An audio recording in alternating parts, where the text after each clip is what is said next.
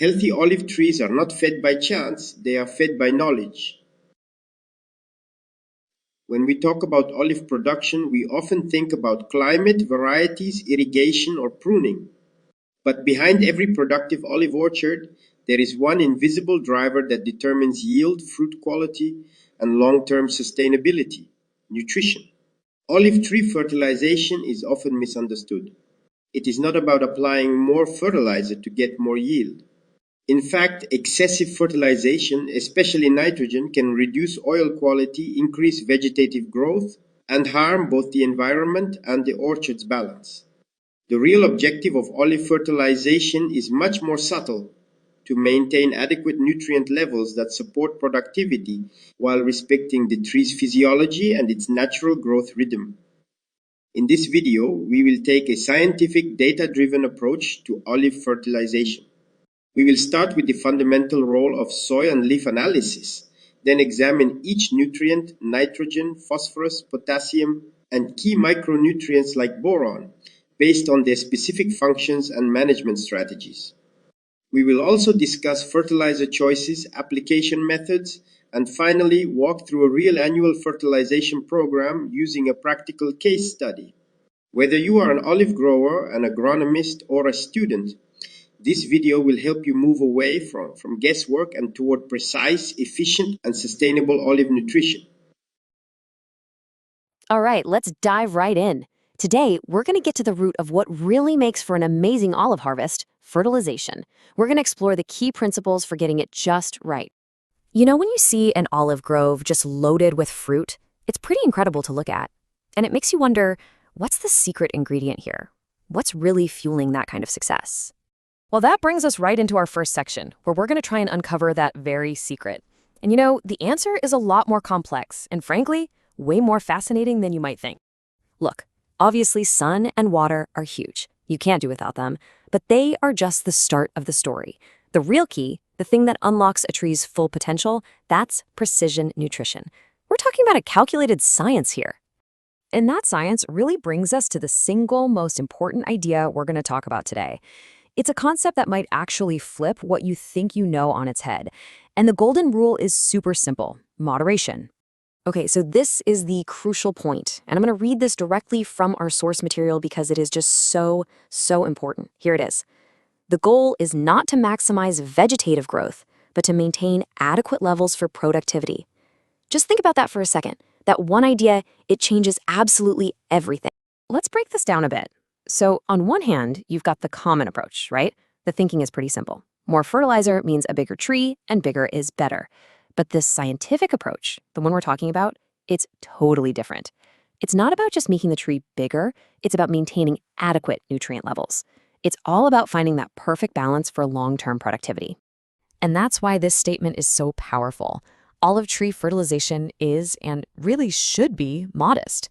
We're not trying to force the tree to do something unnatural. We're just trying to support its natural rhythm of production. So what happens if you don't stick to this idea of moderation? Well, it's not just inefficient, it can be actively damaging. Let's talk about the real dangers of going overboard. When you over-fertilize, you're looking at 3 big risks. First up, economic waste. I mean, you're literally just throwing money away on stuff the tree can't even use. Second, you've got groundwater pollution. All that excess stuff has to go somewhere, and it leaches into the water table, causing some serious environmental headaches. And third, and this is the part I find really fascinating, you can actually hurt the quality of the olives themselves. So when we're talking about excess, there's usually one main culprit we need to point a finger at, and that's nitrogen, or the big N you see on the fertilizer bag. Okay, so what's the big deal with too much nitrogen? Why is it so bad? Well, it can directly lower the amount of polyphenols in the olives. Now, if you know anything about high-quality olive oil, you know polyphenols are everything. They will give the oil its amazing flavor, its health benefits, its shelf life, all of it. So yeah, more nitrogen can literally mean lower quality oil. It's that direct. So the big question is, how do we avoid all this? Well, agronomists have a tool for this. It's a concept called nutrient use efficiency, or NUE for short. And all it is, really, is a way to measure how well a plant is using the food we give it. The whole goal is to get the maximum bang for your buck, maximum benefit from the minimum input. And this isn't just about one olive grove or one farm. Getting nutrient use efficiency right, that is the absolute cornerstone of environmental stewardship in modern agriculture. It's how we figure out how to feed the world more responsibly. Okay, so if the old more is better way is wasteful and can even be harmful, what's the solution? That brings us to our final section, how to move towards a genuinely scientific approach. The solution is all about shifting away from guesswork and just doing things the way they've always been done. Instead, we need to base our decisions on cold, hard data from two places: soil science and plant physiology. We have to know what's already in the soil, and we have to know what the plant actually needs. In this whole scientific strategy, it really just boils down to answering four basic questions. First, you have to understand why you're fertilizing in the first place. Second, you've got to figure out when is the absolute best time to do it. Third, you need to choose what specific nutrients the tree is asking for. And finally, you have to master how to apply them so they actually work. And that right there is our mission here, to really dig into the why, the when, the what, and the how of fertilizing olive trees, to give you a clear, science-backed framework. Now that we have defined the core philosophy of olive fertilization, moderate, efficient, and targeted, we need a reliable way to translate this philosophy into practical decisions. This is why soil and leaf analysis are the essential starting point of any scientific fertilization program. So let me just ask you this straight up. When you go out there to fertilize, are you actually confident you're giving your trees what they need? Or, if you're being honest, does it feel a little more like a shot in the dark? You know, it's a super common feeling, but it can have a huge impact on your harvest. Okay, here's our game plan for this explainer. First, we'll dive into the risks of what I call the fertilization guessing game. Then, we'll lay down the scientific foundation for doing things the right way. After that, we get into the practical stuff, timing your tests and then decoding the results. And it all wraps up with how we go from guesswork to growth. So, first things first, let's really get into why just guessing when it comes to fertilizer is such a bad idea. We're talking about a pretty high-stakes situation where your trees and your beautiful olive harvest are right there on the line. I mean, really think about it. If you're applying fertilizer without knowing what your soil already has or what your trees are actually using, you're basically just gambling. You could be wasting a ton of money on stuff your trees don't even need. Or even worse, you could be creating a toxic mess that actually hurts your trees and tanks your yield. So, how do we stop gambling? Well, we build our entire fertilization program on a solid scientific foundation. This is the part where we stop all the guessing and we start knowing. And that brings us to the single most important rule, the absolute heart of this whole thing. It's just two words, but believe me, they are everything. Never guess. This simple idea is going to guide every single decision we make from this point forward. So what does never guess actually look like in practice? Well, it means we embrace what's called scientific fertilization. We're talking about using real, hard data from soil tests and leaf analysis. These tests give you a crystal clear picture of what's going on with your trees, so you can give them exactly what they're asking for right when they need it. All right, now for the nitty-gritty. If we're going to rely on data, we have to collect that data the right way. And when it comes to these tests, let me tell you, timing is absolutely everything. It's the key to getting results you can actually use. Think of it this way. You have two different tools for two very different jobs. The soil sample, which is best to do in the winter, is all about setting your baseline. It tells you what's in the pantry, so to speak, before the growing season really kicks off. The leaf sample, on the other hand, that's your real-time snapshot. It tells you what the tree is actually eating during that critical window from July to September. And to get that snapshot right, oh man, the details really matter. You've got to be super precise. You want leaves that are about 4 to 6 months old, and you need to take them from shoots that aren't bearing fruit that year, and make sure they're from parts of the tree that get plenty of sun. You follow these steps, and you can trust the lab results you get back. Okay, so you did it. You did the tests, and now you have a lab report in your hand, probably full of numbers and acronyms. What in the world do you do now? Well, this next part is all about cracking that code and turning that data into a real, actionable plan for your grove. The entire goal here, the whole point of this exercise, is to get your tree's nutrient levels into what's known as the sufficiency range. This isn't just some random target. It's the scientifically proven sweet spot where your tree has everything it needs to be healthy and super productive. And this table? This is your secret decoder ring. It shows you the perfect concentration for the big, important nutrients right inside the leaf. And notice how some, like nitrogen, are measured in percent, while tiny micronutrients like boron are in parts per million, or ppm. Getting your trees into these ranges is what it's all about. So using this chart is pretty straightforward. If your lab results come back below the range, that's a deficiency. Your tree is hungry.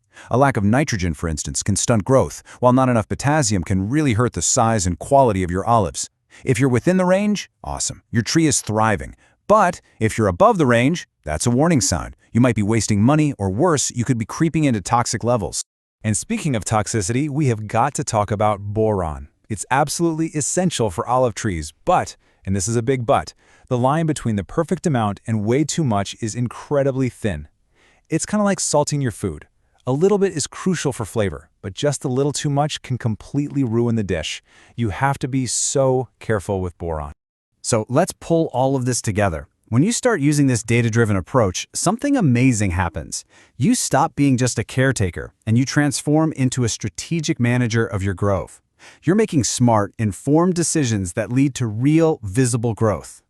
The takeaway here is so simple, but so powerful. It's time to stop gambling. It's time to stop guessing. It's time to start using science to give your trees precisely what they need, to not just get by, but to truly flourish and give you the best harvest possible.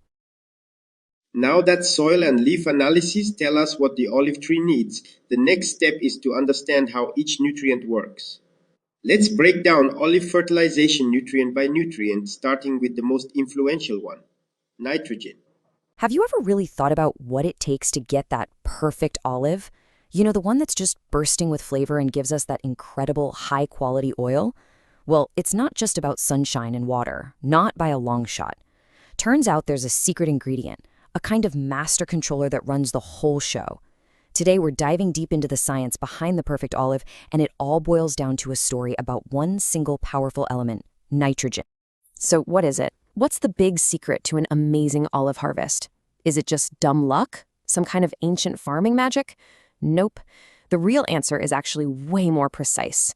It's a carefully calculated science, a high-stakes balancing act that growers have to nail every single season. Okay, let's get into it.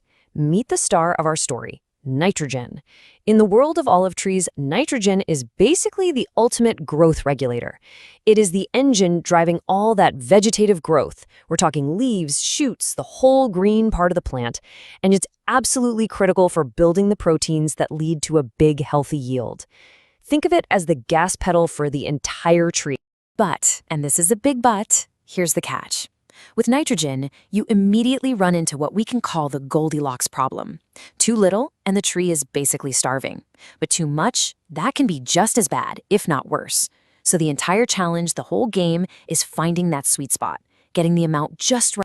This right here shows you exactly what's at stake. It's a concept called nitrogen partitioning. And what that really means is, what happens when the tree gets way too much nitrogen? Well, it kind of panics.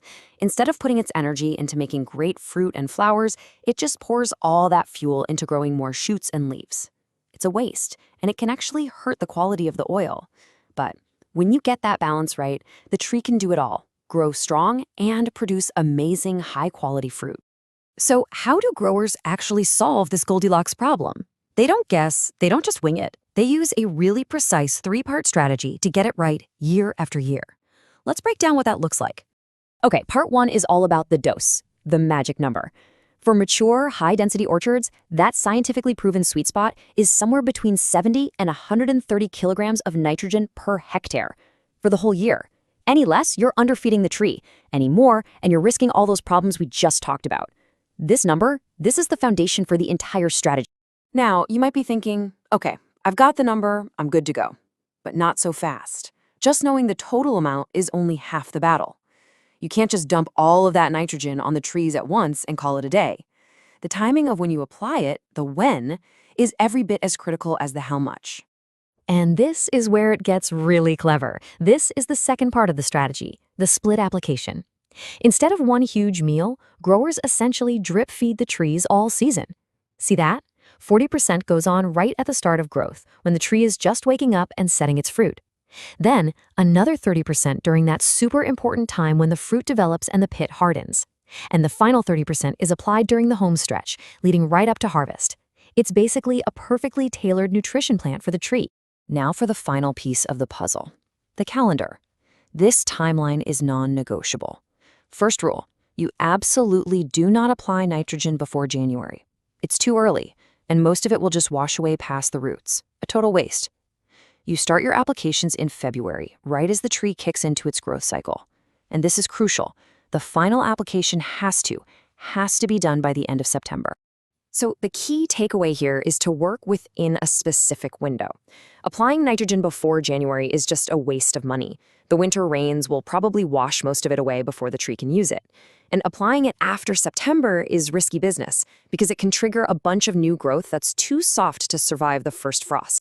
So let's put it all together.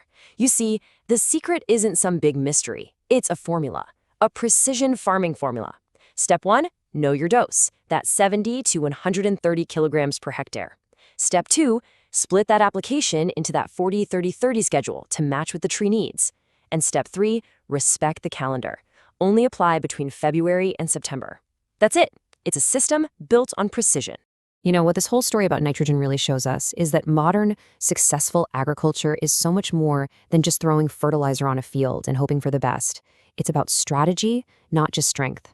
It's about really understanding the deep science of how a plant lives and breathes, and then using that knowledge with incredible precision and timing.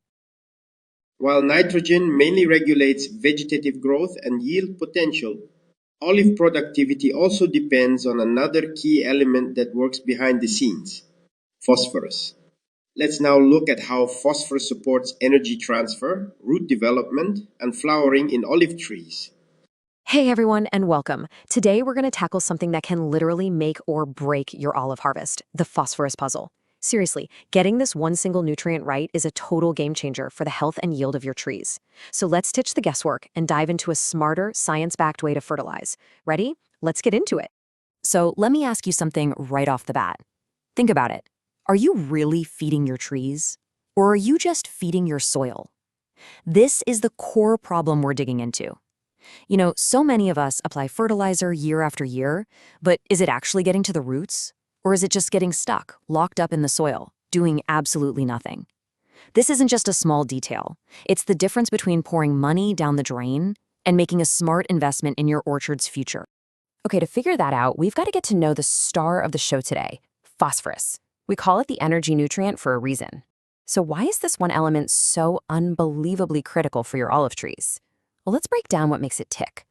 So what exactly is phosphorus, or P, as you'll see on the fertilizer bag? It's what we call a vital macronutrient. Now, macro just means your trees need a whole lot of it. Think of it as one of the main courses in their diet. It's an absolutely essential building block for, well, pretty much everything important that happens inside that tree. And here are the 3 big reasons why. First, energy transfer. Phosphorus is basically the battery pack for the tree, powering every single thing it does. Second, root development. It's what drives the growth of a strong, healthy root system. You know, the engine that pulls in water and all the other nutrients. And third, and this is the big one for your bottom line, it's directly linked to flowering and setting fruit. No phosphorus, no flowers. No flowers, no olives. It's that simple. No P, no power. All right, so we're all on the same page. Phosphorus is crucial. But here's the million-dollar question, right? Do your trees actually need more? And that brings us to what is, without a doubt, the most important step you can take before you even think about buying fertilizer. It's time to play detective. So, how can you tell? How do you know if your trees are crying out for phosphorus? It seems like a simple question, but trust me, just looking at the leaves won't give you the full story.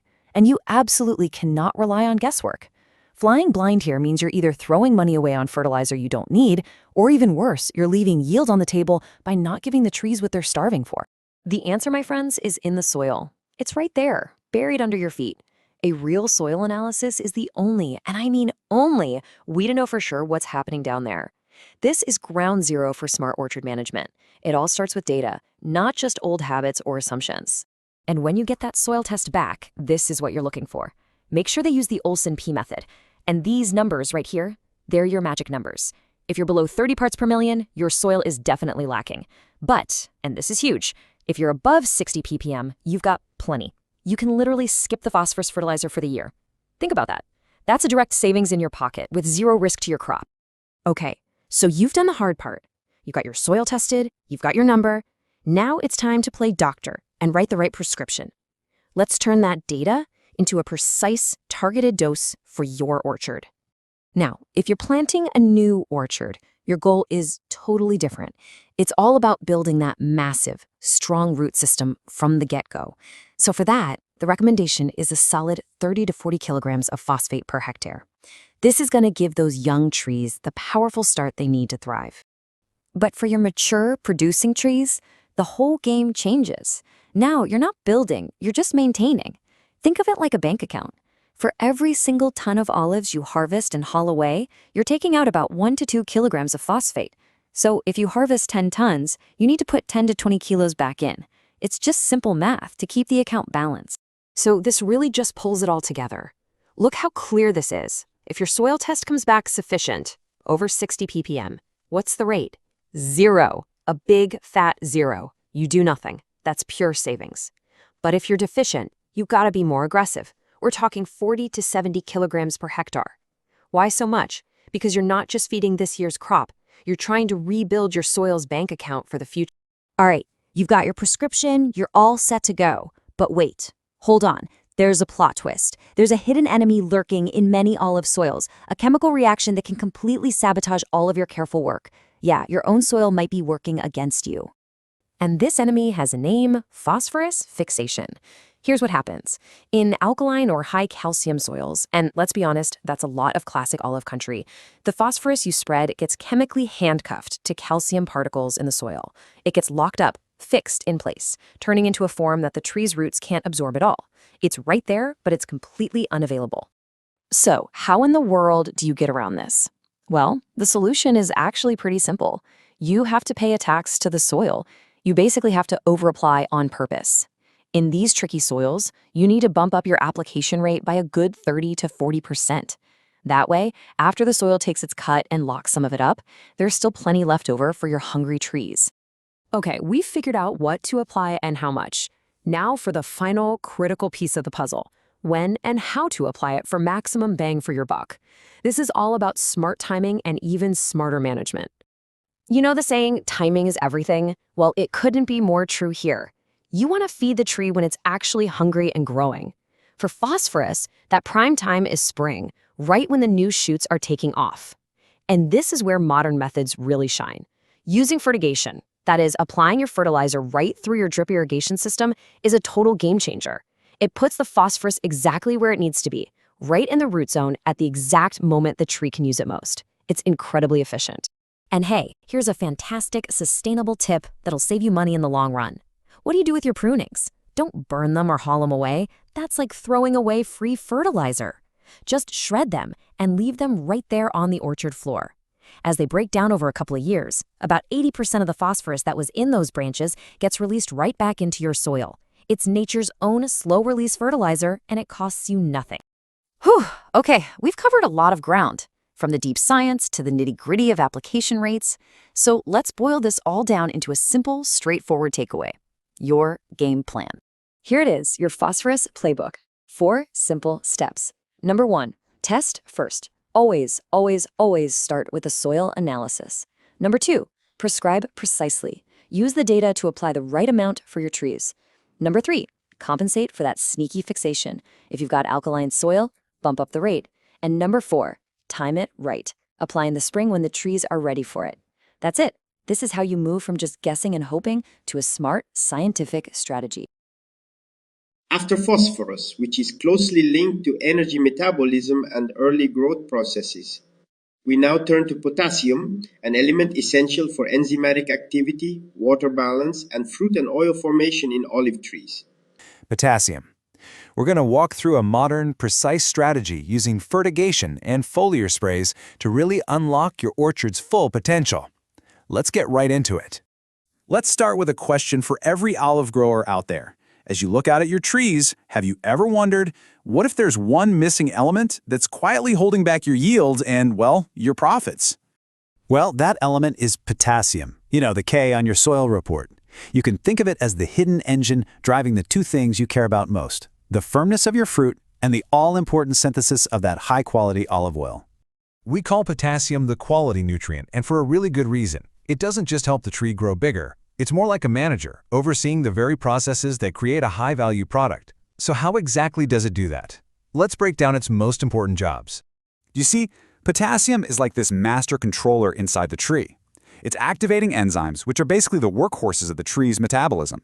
It's regulating water, which makes the tree way more resilient to stress, and, most importantly, it has a direct hand in both oil synthesis and making sure that fruit is nice and firm. It's working on every level to build a better olive. So, knowing it's this important, how do we get it right? This isn't about guesswork, not at all. The professional approach is all about being precise, almost like a doctor. The first rule of modern nutrient management is simple. Don't guess, test. Potassium deficiencies are actually pretty common, especially in a couple of key situations you see here. In sandy soils, where nutrients just kind of wash away, and right after a huge harvest year that has totally drained the tree's reserves. This is the absolute bedrock of any smart fertilization plan. You build it on data. A soil analysis tells you what's in the pantry, so to speak, but the leaf analysis, that tells you what the tree is actually eating. You really need both to get the complete picture. Okay, so your tests show a need for potassium. What's next? The next step is to figure out exactly how much to apply. And the best place to start that calculation is by looking at what you take out of the orchard every single year, your harvest. So you've planted a young olive tree. You're excited, right? You want to do everything you can to help it grow up strong and healthy. But what does it actually need from you, especially when it comes to feeding it? Let's get into it. This is the big question, isn't it? You look at that little tree and you just want to help it along. And our first instinct so often is to think that more is better. You know, more water, more sunshine, and definitely more fertilizer.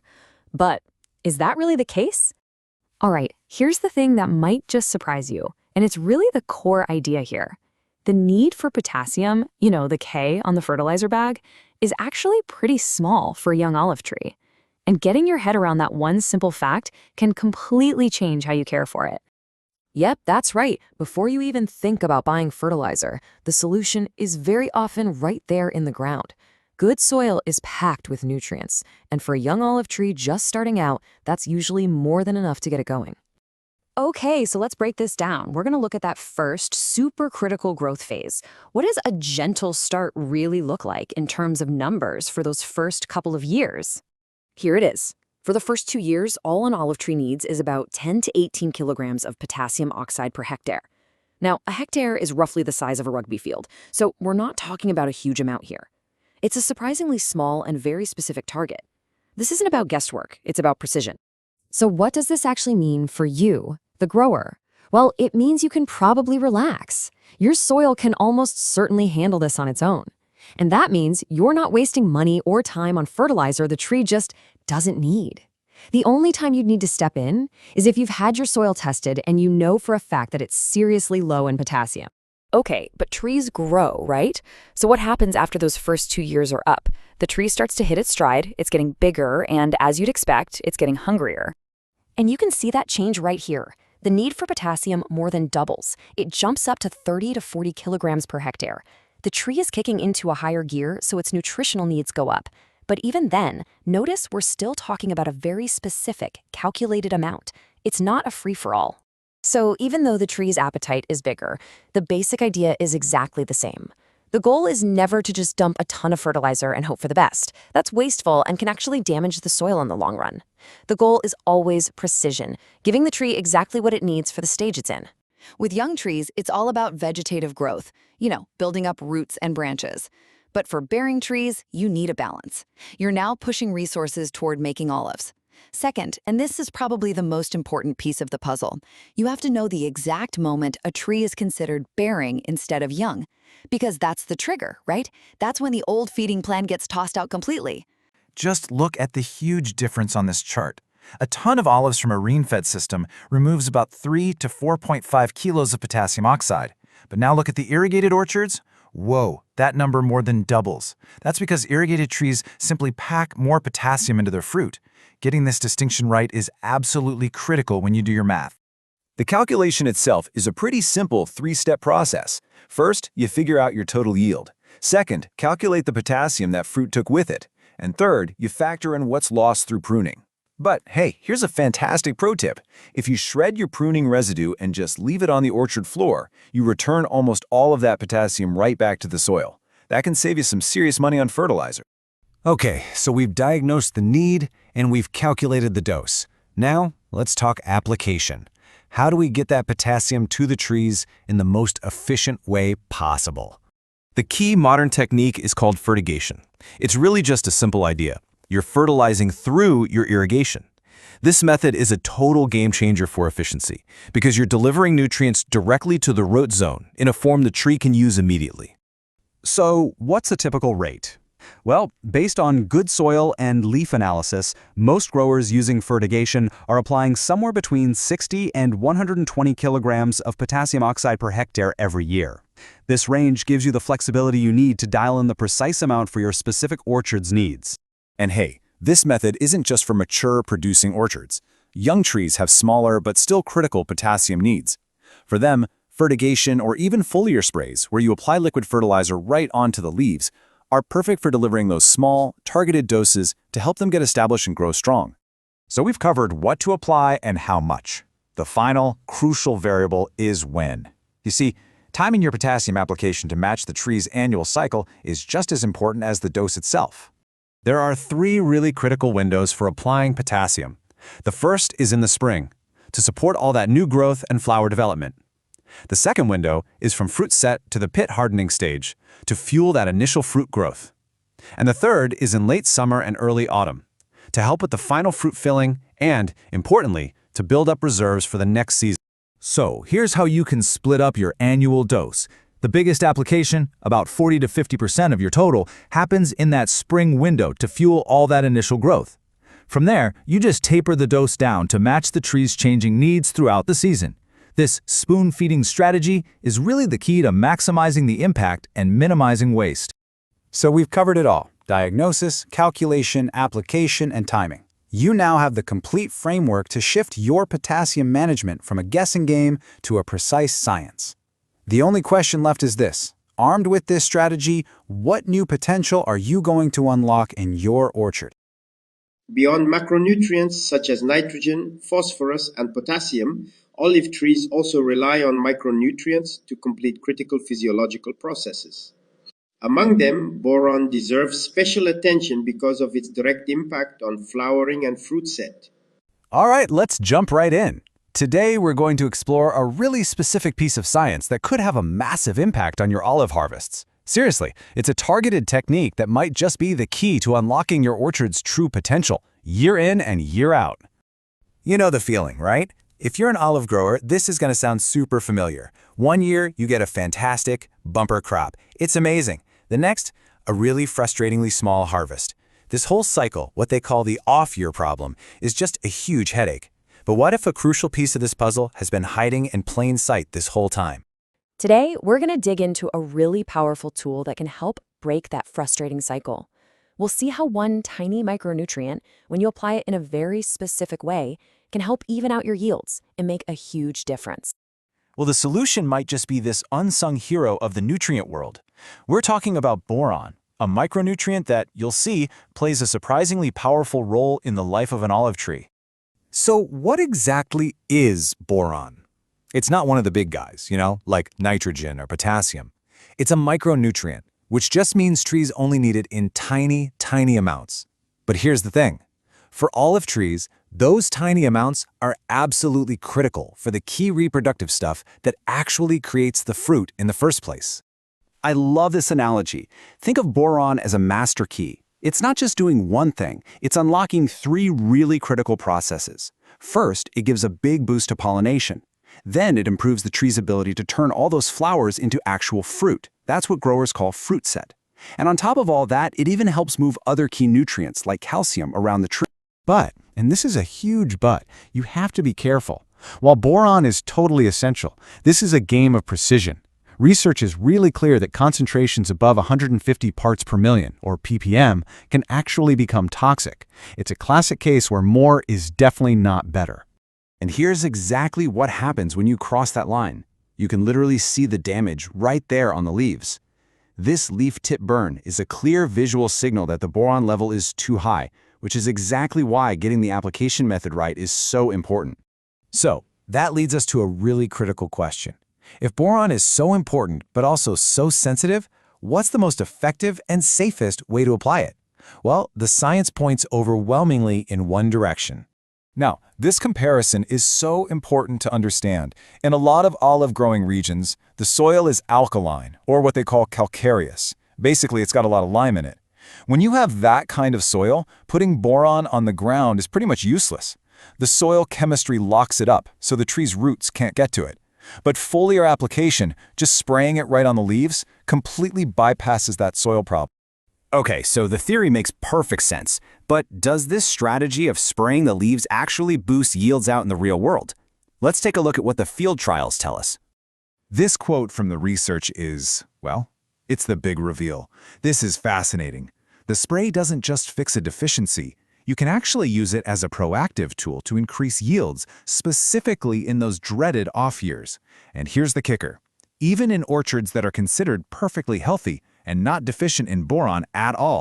All right, so you're probably thinking, okay, sounds good, but how do we know this works? Well, this isn't just some theory. It is backed by solid scientific trials from major olive-growing regions all over the world. Researchers have put this exact method to the test, and believe me, the results are pretty compelling. So let's take a look at the evidence. First up, let's head to California to a trial on manzanillo olives. The researchers sprayed the trees about 3 weeks before they started to flower. And what they found was an increase in what they call perfect flowers, the ones with all the right parts for pollination and just a better fruit set overall. But here's the real kicker. The biggest effect by far was in the off years. They saw a significant boost in the harvest without even changing the size of the individual olives. Next, let's jump over to northern Italy. Now, what makes this experiment on Frontoio olives so interesting is that they did it on trees that were already healthy. These trees showed zero signs of boron deficiency. And even on these perfectly healthy trees, the foliar boron spray still led to an increased fruit set. This tells us it's not just a fix for a problem, it's actually a tool for optimization. And this exact same pattern showed up again in a study in Tunisia, this time on a super high-density Arbequina orchard. Once again, the trees were not deficient in boron, but the sprays boosted the yields specifically during an off year. And just as important, it had no effect during the on year, which really confirms this as a targeted fix for that low-yield part of the cycle. And the data backs this up again and again. It doesn't matter if we're looking at manzanilla olives in California, Frontoio in Italy, or Arbequina in Tunisia. The story is the same. The boron spray gives the biggest, most measurable boost to fruit set and total yield during those underperforming off years. Okay, so we've seen the why and the what. Now for the most important part, the how. Let's turn all this science into a simple, actionable playbook that you can actually use in your own orchard. Success really just boils down to these two simple but absolutely critical steps. First, timing. You got to get the timing right. The research is super specific, applying the spray about 2 weeks before the flowers open up. That makes sure the boron is right there, ready to go when the tree needs it most for pollination. Second, the mix. You have to get the concentration perfect to get the benefits without causing any harm. And here it is, the precise recipe they used in the research, no guesswork needed. It's 2.5 kilograms of a product like Solibor, which is 20.5% boron, mixed into a hectoliter of water. For those of us who think in gallons, that works out to be roughly 2.1 pounds for every 100 gallons. It's a specific formula for a very specific and powerful outcome. So, if there's one crucial point to take away from all of this research, it's perfectly summed up in this quote. This is a targeted strategy. Don't go expecting some miracle boost in a year when your trees are already dripping with fruit. The real magic of this technique is its ability to lift your harvest right when you need it most, turning what would have been a poor off year into a much, much more productive one. And that brings us right back to where we started, with a question. After looking at all this evidence, it's pretty clear that a single, well-timed foliar spray isn't just some minor tweak. For a lot of growers, this could be the very key to finally breaking that frustrating cycle of on and off years and getting to more consistent, more profitable harvests. Once nutrient functions and requirements are clearly defined, fertilization becomes a matter of selecting the right sources and application strategies. Understanding nutrients is one thing, but applying them correctly is another. In this section, we'll move on to the practical tools of olive fertilization and examine the main fertilizer options and how to use them effectively in olive orchards. If you're growing olive trees, you know that a fantastic harvest doesn't just happen by luck. It's all about having the right strategy. So today, we're going to build your ultimate fertilizer toolkit. We'll give you the key insights you need to make the absolute best decisions for your trees. Let's dive in. You know, it's the question every single grower asks. Is there some kind of magic formula, a secret ingredient that guarantees a perfect harvest? Well, the answer isn't really a secret. It's a strategy. It's all about knowing your options and making smart choices. So how do we actually get those nutrients from the fertilizer bag into the olives? And that strategy, it really kicks off with your very first decision. What kind of fertilizer are you going to use? This choice between going organic or synthetic really sets the foundation for your entire nutrition program. Okay, so this is the classic trade-off, right? On one side, you've got your organic sources, like compost. They are fantastic for building healthy soil over the long haul, but they release nutrients on their own time, which is, a bit unpredictable. Cost-wise, they can be cheaper if you make them yourself, but buying in bulk can get pricey. Then, on the other side, you've got synthetic fertilizers. They give you precise, predictable control, and often with a lower cost right out of the gate. But they don't really do much for the soil itself. So the choice really boils down to your philosophy. Are you playing the long game with soil health, or do you need immediate, predictable control right now? And this quote, it just gets right to the heart of it. From a purely agronomic standpoint, a nitrogen molecule is just a nitrogen molecule. Your tree's roots, they honestly don't care if that nitrogen came from a pile of compost or a factory. You care. This decision isn't about what the tree prefers. It's all about your goals as a grower. Are you prioritizing long-term soil health, immediate cost effectiveness, or super precise nutrient timing? All right, so once you've figured out what you're using, the next big question is how you're going to get it to the trees. Let's look at the three main methods and see how they fit into our toolkit. I want you to think of these as your specialized tools. Broadcasting, that's like prepping the foundation before you even build. Fertigation, that's your high-tech, day-to-day delivery system. And foliar sprays, well, that's your first aid kit for making quick fixes. Each one has a very specific job to do. Now, for orchards that are already up and running, one of these methods is, well, it's the clear winner when it comes to efficiency and just getting the job done. That method is fertigation. It's really the #1 tool we want in our kit for managing nutrients day in and day out. And here's why it's such a game changer. Fertigation lets you literally spoon feed your olive trees. So instead of one giant meal every now and then, you're giving them small, frequent doses of nutrients exactly when they need them most, perfectly timed with their growth stages. This means way less waste and a much more direct, responsive way to manage the health and productivity of your trees. So what about the other two methods? Well, like I said, there are specialists. Broadcasting is what you do before you even plant, to get things like phosphorus and potassium deep down into the soil. And foliar sprays, that's your emergency response team, a quick, direct shot of something like boron to fix a deficiency and fix it fast. Think of them as supplements, not the main course. Okay, so we've got our what and our how, but there's a third piece of the puzzle that can honestly make or break your entire strategy. It's the secret weapon that connects everything together, and that's water. This brings us to a super important concept, fertilization uniformity. It's a simple idea, but it's incredibly powerful. Nutrients don't just move on their own, they travel with water. So what does that mean? It means your fertilizer can only be as evenly spread out as your irrigation is. And this is probably the single most important thing to take away from this whole explainer. I mean, just look at the difference. If your irrigation system is patchy and uneven, your fertilization will be patchy and uneven. It is that simple. You could spend a fortune on the best fertilizer in the world, but if it's all pooling around one tree while another one is left high and dry, you're just throwing money away. Your irrigation system isn't just for water, it's the absolute foundation of your entire nutrition program. So let's pull all of this together. We've gone over the choices, the methods, and the absolutely critical role of water. Now, let's pack all of that into an actionable toolkit that you can take and apply directly to your own orchard. So here it is, your decision toolkit. #1, choose organic or synthetic based on your goals, not the trees. 2, make fertigation your go-to method for established trees so you can spoon feed them. 3, Use that power to time your nutrient delivery perfectly with the tree's growth stages. And number 4, the foundation for all of it, never, ever forget that great fertilization starts with great irrigation. So, now you've got the tools. You understand the key decision points. The final question isn't what's the single best fertilizer, but rather, how are you going to combine all these elements to create the perfect, customized nutrition plan for the unique conditions of your orchard? Now that we've reviewed the main fertilizer options and application methods, the next step is putting all these tools together. Let's see how they come into play throughout the year by building a complete fertilization program for an olive orchard. Today, we're going to get our hands dirty, figuratively of course, and dig into the science behind growing one of the world's most ancient and, let's be honest, delicious foods, the olive. We're going to break down the surprisingly complex, year-long process that turns a simple tree into an absolute fruit-producing machine. So, what does it really take to grow that perfect olive? You know, the kind that makes incredible oil.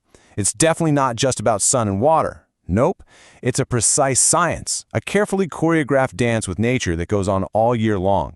It demands constant attention, constant tweaking. And to really get a handle on this, we're going to zoom in on a real-world example. We're following a mature, high-density orchard of Arbequina olives, all the way in Morocco.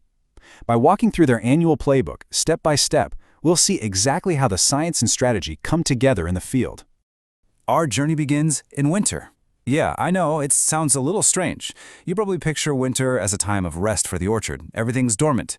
But for the grower, it's one of the most important times of the year. This is where the foundation for a successful harvest is built.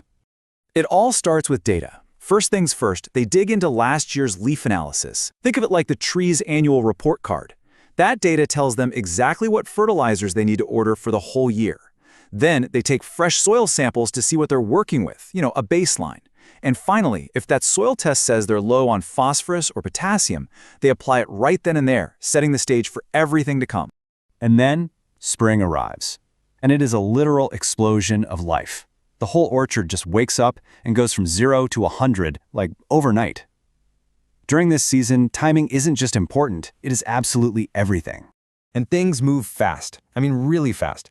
The second they see those buds start to break, they start applying nitrogen, phosphorus, and potassium. A little later, when those beautiful olive blossoms pop, boron becomes the star of the show. They'll keep up with a little N and K for growth, but, and this is super important, by the time those tiny little fruits start to form, all phosphorus applications have to stop, completely. Now you're going to hear the term fertigation a lot. It's actually a pretty brilliant method. Instead of just throwing fertilizer on the ground, they dissolve it in water and deliver it directly to the tree's roots through the irrigation system. This gives the growers an incredible amount of control over what the tree gets and, just as important, when it gets it. And just to give you an idea of how intense this spring push is, get this. A massive 60% of the entire year's supply of phosphorus is used right at the beginning of the season. It's like giving the trees a giant energy drink to wake them up and get them growing fast. Okay, let's circle back to boron for a second. Why is it so critical during flowering? I mean, it's a micronutrient, right? Sounds small. Well, its job is huge. Boron is absolutely essential for successful pollination and, crucially, for turning those flowers into actual baby olives. Without enough boron at this exact moment, the harvest could be in jeopardy before it even really begins. Okay, after the absolute frenzy of spring, summer is all about maintaining that momentum. The goal here is to support all that developing fruit and, this is key, to perform a really vital health check on the whole orchard. And the single most important task of the entire summer happens in July. It's called leaf sampling. And this isn't just some casual checkup. It's the one piece of data that connects the past, the present, and the future of the orchard's health for the year. So why leaves? And why in July? Well, think of it this way. A soil test tells you what's on the menu in the ground, but a leaf sample tells you what the tree has actually eaten and is using. It's basically a blood test for the tree. The results from this one test tell them if they need a final nutrient boost in the fall, and it becomes the main piece of data they use to plan for next winter. It's brilliant, really. It's how the end of one cycle flows right into the beginning of the next. All right, let's move into the fall. The harvest is done, the olives are picked, but the work is far from over. The focus now totally shifts from this year's crop to helping the tree recover and recharge for the year to come. So based on those leaf sample results from way back in July, they might do one last application of nitrogen and potassium after the harvest. And this does two really important things at once. First, it helps the tree recover from the huge amount of stress it went through to produce all that fruit. And second, it helps support the development of the very buds that are going to become next year's olives. So you see, it's a continuous, never-ending cycle. Each season just flows right into the next, and the things you do in one season directly impact what happens the next. Let's just pull it all together and take one last look at the whole year. This table, right here, just sums it all up beautifully. Winter is all about planning and looking at data. Spring is this intense period of fueling crazy growth with a whole cocktail of nutrients. Summer is all about monitoring and grabbing that critical leaf data. And fall is for recovery and getting ready for the next round. It's just a precise, data-driven strategy from beginning to end. So, if there's one thing to take away from all this, it's that successful orchard management isn't about one single thing you do. It's not a silver bullet. It's a continuous, responsive process. It's about observing, measuring, and reacting in a constant feedback loop year in and year out. And that brings us to one last, really interesting question. We just walked through the specific playbook for a high-density Arbequina orchard in Morocco. But how does this whole scientific process change for a different type of olive tree in a totally different climate with completely different soil? Well, that's where the art and the science of farming really come together. By walking through a full annual fertilization program, we've seen how theory turns into practice. Now, let's conclude by summarizing the key principles that should guide every agronomist and olive grower. All right, welcome back. So for the last 5 parts, we've really gotten into the weeds, pun intended, on the science of fertilizing your olive trees. But, knowing the facts is one thing. Applying them with real wisdom? That's a whole other ballgame. In this final explainer, we're going to tie it all together. We're moving past just the what and diving deep into the how to actually think like an expert. So yeah, you've learned about the nutrients, the timing, all the different methods. You've got the what down.